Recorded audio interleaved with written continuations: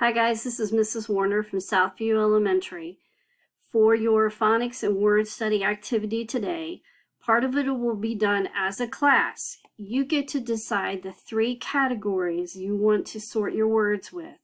So as a class and with your teacher, you're going to decide and write up at the top of your paper the 3 different ways you want to sort these words.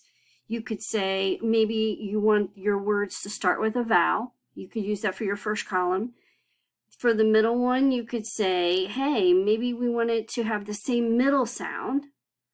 Or the last way you could sort your words, say you want them all to start with the same first letter. So with your teacher and as a whole group, with your whole class, please decide on how you want to sort your words.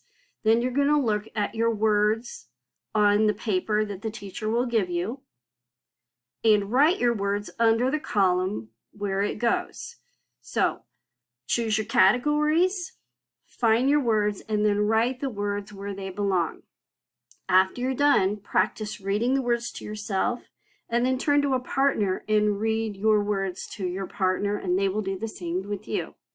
Enjoy!